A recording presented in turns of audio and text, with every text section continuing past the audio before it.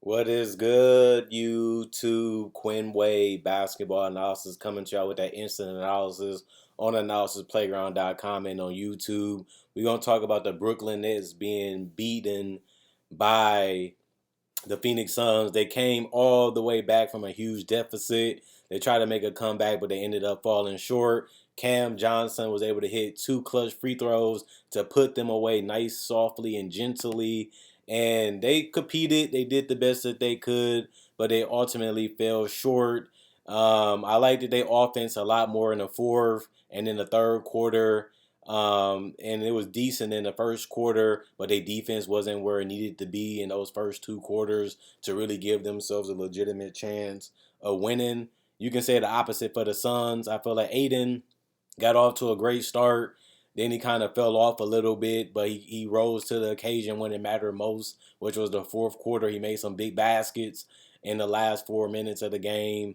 Phoenix outscored them 35 to 29 in the first quarter, 30 to 22 in the second quarter, 29 to 33 in the third quarter. Brooklyn made their comeback in the fourth quarter, 38 to 23, but they just was just in too big of a hole and just couldn't come back. It was a little bit too insurmountable for them to recover from. They shot themselves in the foot and they had to deal with it. 27 to 17 is their record. 14 and 10 away. They fall down a little bit more. And 22 to 24, 15 and 7 for the Phoenix Suns. They needed to win this game to stay one of the best teams. They dealt with a lot of injuries. They're starting to get guys back. Hopefully they can turn back into a championship contender like we thought that they was coming into the season. And this regular season has really been a little disappointing for the Suns, and it's mainly due to the injury to Booker because they was looking good without Chris Paul. Then Booker got hit, and then they fell off a cliff. But they're still trying to hover around that 500 area, and I think that they can do it. But when you look at the Brooklyn Nets, 4 points, -2 and plus minus, three personal fouls, one turnover, one steal, four assists, three rebounds, 1 to 2 from the free throw line, 1 to 5 from three, 1 to 7 from the field. Joe Harris, 16 points. He also was a +7 and plus minus, three personal fouls, three turnovers, four assists, three rebounds, 4 4 from three, 6 to 6 from the field. This is the games you want to see from Joe Harris, where he spaces the floor and continues to move without the basketball and relocate just to give spacing. Even when KD comes back, I feel like he's been a non-factor this season. Either he has okay games or non-factor-ish games. He's been picking it up a little bit lately, but you just want to see more out of him now that he's healthy going forward. Nicholas Claxton, 20 points, +7 and plus minus. He did garner five personal fouls. He also had one turnover, three blocks. He had some key blocks showing that he might not be the most physical guy, the most toughest guy, but he does use his length, speed, and quickness to his advantage to cover space and ground, and even to be able to block jump shots over a guy like Aiden who's 7 feet. That's impressive. It just shows you that he has the will to want to be a great defender, and he has been solid. 11 rebounds for him, so a 20 and 10 game. 2 of 6 from the free throw line, 0 of 1 from three, 9 to 12 from the field. Kyrie Irving, 30 points, -2 and plus minus, four personal foul, one turnover, two blocks, four steals, seven assists, seven rebounds, 6 of 6 from the free throw line, 2 of 8 from three, 11 to 27 from the field. He had to work for every shot that he took, and it really was a struggle for him early on. Then he was able to balance it out a little bit as the game went on, but you just hate to see the fact that he has to struggle to create space and create opportunities for himself. You would like him to get easier buckets, but it's just not reality with KD not there. And then Ben Simmons, he was gone because of injection, arguing with the refs. This is an immature game from him. They needed him tonight, and even if he didn't get ejected, he might have fouled out anyway because it was like 9 minutes left in the third quarter when he picked up his fifth. They need more from Ben Simmons. He was supposed to be a key piece to what they was trying to do with their offense and with their defense. And I feel like he has the abilities. He just has to be locked in and focused. And they need to challenge him to be better because he is the biggest piece that they really acquired outside of Royce O'Neal to try to change the thought process of how we feel about the Nets. And we still feel like they pretenders because they really are. 7 points for him, -9 and plus minus, 5 personal fouls, 4 turnovers, 6 assists, 4 rebounds. One of them was offensive, 1 of 3 from the free throw line, 3 of 4 from the field. Morris, 0 points, -4 and plus minus, 1 personal foul, 1 assist, or 1 from 3. That was his only field goal attempt.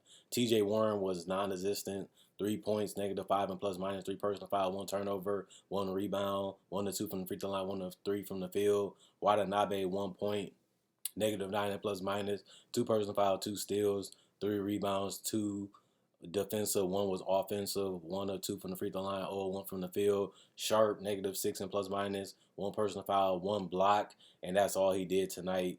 Seth Curry hit a big three to give them a chance, but Nicholas Claxton messed up the execution, and that squandered their opportunity. 16 points plus 1 and plus minus, 4 personal foul, 1 turnover, 1 steal, 2 assists, 2 rebounds. 4 or 5 from the 3 point line, 6 of 10 from the field. And Cam Thomas was supposed to be the big guy tonight that was going to step up. He had a solid game, 15 points, -3 and plus minus, 2 personal fouls, 3 of 4 from the free throw line, 0 of 2 from 3, 6 of 11 from the field. Patty Mills Sumner did not play, coach's decision. They shot 52% from the field, 42% from 3, but they shot 60% from the free throw line, 15 of 25. That was a big reason why they lost. 34 rebounds, 27 assists, 10 steals, 6 blocks, 12 turnovers, and 33 personal fouls. And then the Phoenix Suns, they slowed the tempo down, but they did speed it up a little bit when it mattered. Dario Saric, 7 points, +9 and plus minus, 3 personal foul, 4 rebounds, 1 offensive rebound, 2 of 4 from the free throw line, 1 of 1 from 3, 2 of 3 from the field. Torrey Craig, 2 points, +1 and plus minus, 2 personal foul, 2 turnovers, 2 assists, 6 rebounds, 4 offensive ones, 0 of 1 from the 3 point line, 1 of 5 from the field. Mikal Bridges hit some key mid-range jump shots down the stretch to seal the game and give them the cushion and continue to execute very well. You have to give credit to Monty Williams for getting him in his sweet spots. 28 points, +1 and plus minus, 3 turnovers, 9 assists for him, 2 rebounds. He was 8 of 10 from the free throw line and 2 of 5 from 3, 9 of 19 from the field. Just a great game from Mikal Bridges. They need more games like this from him, just because he's able and capable to do it. We just have to see more of it. And then Aiden, I was a little disappointed in him. He had a dominant first half. He had a nonchalant brick fest in the second half. He really missed a lot of easy opportunities. It didn't seem like he was patient. It didn't seem like he had good touch. And it seemed like he was a little too soft in the paint. And I think that hurted them closing out this game.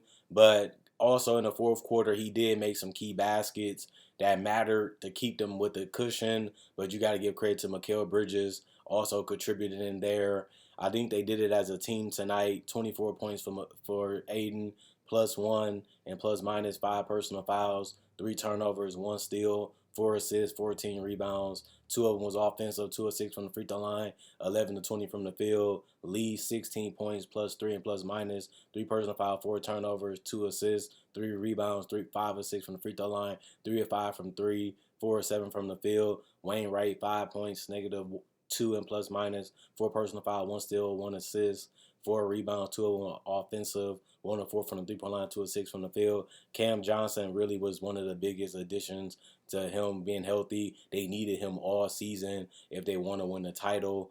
He's finally back, and he showed that he was prepared to go out of nowhere. 19 points, +8 and plus minus, 1 personal foul, 2 turnovers, 2 blocks, also 1 steal. So he played good roamy defense and good help defense and good communication from Johnson. 6 rebounds, 1 of them was offensive. He was 9 of 9 from the free throw line, 2 of 6 from 3. He also was 4 of 10 from the field. So not only did he get it done, getting to the basket, getting to the free throw line, and knocking down all his free throws, he also was able to space the floor and hit threes and get to the basket too. Biombo, 1 point, +5 and plus minus, 1 personal foul, 1 block, 1 assist, 6 rebounds, 1 offensive, 1 of 4 from the free throw line. Lee, 0 points, +7 and plus minus, 1 personal foul, 1 turnover, 3 assists, 1 rebound, 0 of 2 from the 3 point line, 0 of 4 from the field. And Lee, 15 points. Well, Washington played 6 minutes and lead would have 15 points, -6 and plus minus 2 personal fouls, 1 turnover, 1 steal, 6 assists, 3 rebounds. One of them was offensive, 1 of 2 from the free throw line, 2 of 4 from the 3-point line, and 6 of 11 from the field. And Landale did not play. It was a coach's decision.